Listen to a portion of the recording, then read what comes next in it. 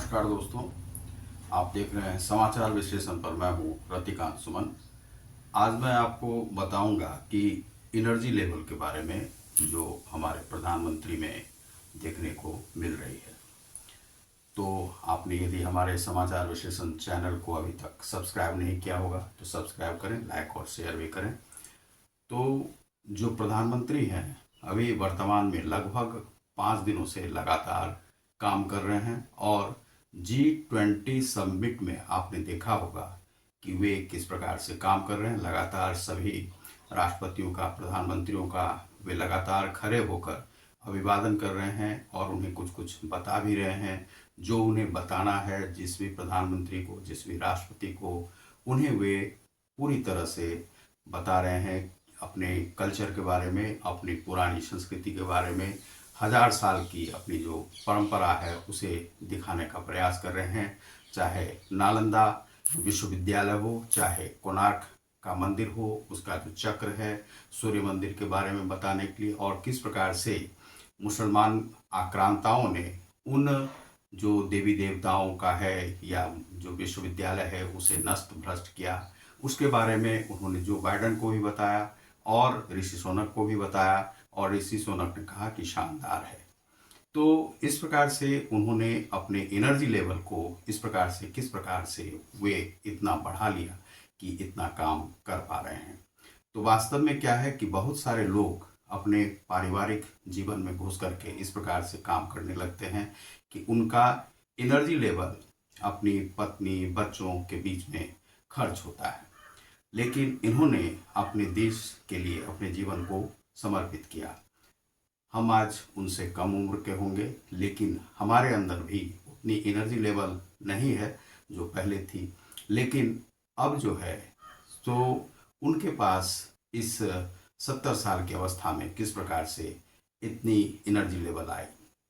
और अभी जो वर्तमान में कुछ राजनीतिक नेता हैं वे अपने अंदर में इतने एनर्जी लेवल की यदि बात करें तो आप देखेंगे कि किस में इतनी एनर्जी लेवल है।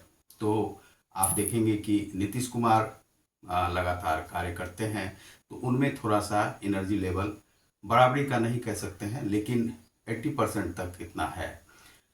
लालू जी जो हैं सो बीमार ही रहते हैं। सोनिया गांधी में उतनी जो है सो बीमार ही रहती हैं और वे ज़्यादा उस तरह से कार्य नहीं कर सकती हैं।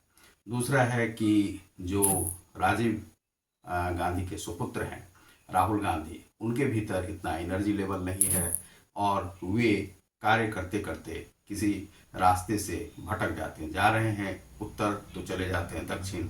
तो यह जो है दिमाग भी जो है एक ठिकाने नहीं रहता है, एक दिशा की ओर नहीं चलता है।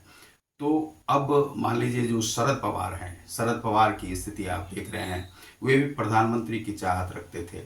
तो यह जो स्थिति है या एनर्जी लेवल की जहाँ तक बात होती है तो एनर्जी लेवल में एक जो नरेंद्र मोदी हैं उनका एनर्जी लेवल अभी सबसे ज़्यादा है और वे कार्य इस प्रकार से कर रहे हैं कि जैसे कोई आध्यात्मिक व्यक्ति हो और देश के लिए उन्हें कुछ करना है, देश को विश्व के स्तर पर ले जाना है। और यह क्षमता जो है हम देशवासियों के भीतर नहीं है लेकिन नरेंद्र मोदी के भीतर है। और यह क्षमता उनके पास कैसे आई और आप सबों में यह क्षमता क्यों नहीं है कि आप इस प्रकार से कार्य क्यों नहीं करते हैं देश के लिए कि आप में भी इतनी क्षमता हो। लगातार वे 5 दिनों से इंडोनेशिया आदि की यात्रा करके आए, वापस 2-3 देश घूम करके भी आए। और यह जो कार्यक्रम है लगभग जो जी समिट है यह एक दिन का कार्यक्रम नहीं है, लगभग 2-3 महीने से और 2-3 साल से इस पर काम चल रहा था और लगातार 2 महीने से वे ऑब्जर्व कर रहे हैं कि इसका जो कार्य है यह किस प्रकार से होगा।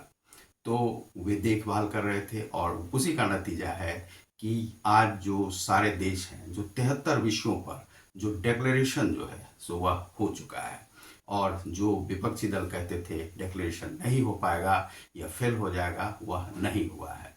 तो उनका जो एनर्जी लेवल है वह लगातार अभी तो वर्तमान में वे समझिए कि 22 से 23 घंटे काम कर रहे हैं, 1-2 घंटे सोते होंगे। यह 5 दिन की बात है।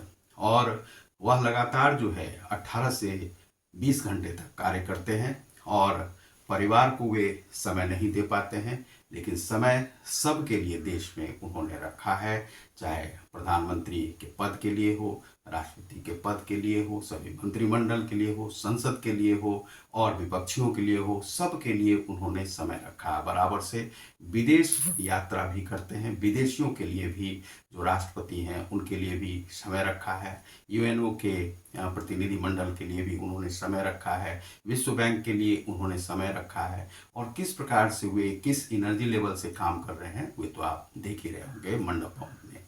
तो यह जो है एक बात है देश सेवा की।